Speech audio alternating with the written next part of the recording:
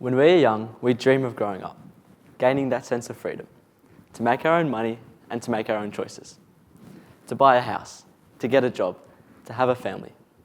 But when we get there, we're struck in the face with a harsh reality. A reality full of tax, bills, and future debt.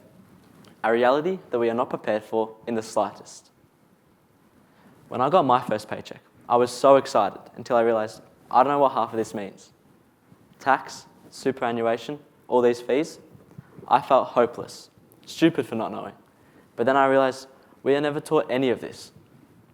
We pay for 13 years of schooling, learning to analyse poetry and solve for X, but we're never taught how to manage money in the real world.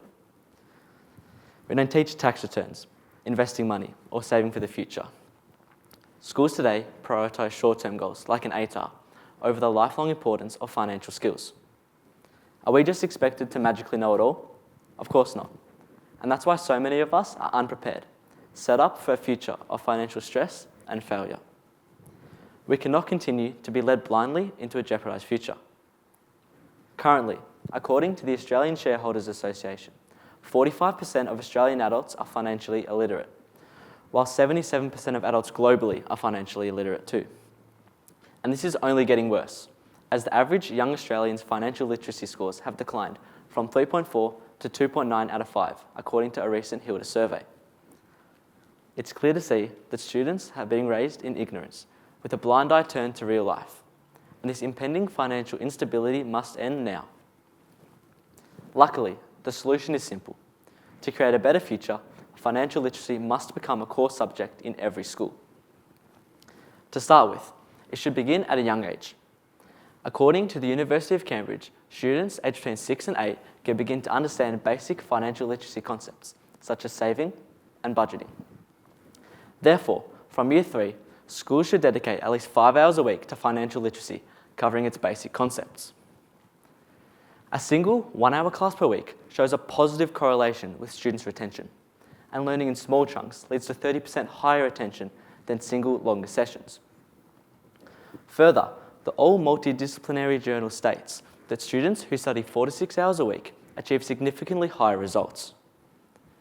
This goes to show how crucial these 5 hours a week of financial literacy are to integrate from a young age, as it builds skills and knowledge before moving on to high school. Here, in high school, from Year 7 to 10, financial literacy must become a core, mandatory subject.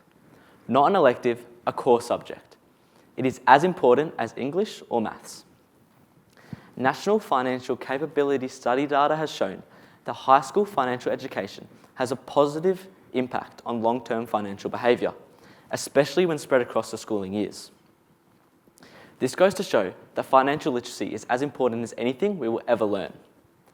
What good is it to know algebra if we can't even afford to pay our own rent? Moving on, for Year 11 and 12, there should be 2 options. Either a scored financial literacy subject contributing to an ATAR, or a single weekly non-scored option. The scored option would take place like any normal subject contributing to an ATAR, except this subject is providing lifelong skills for a better future. The non-scored option would be a once-a-week opportunity for those not doing the scored option to review and reinforce their financial skills and knowledge. Either way, students are leaving school ready for life.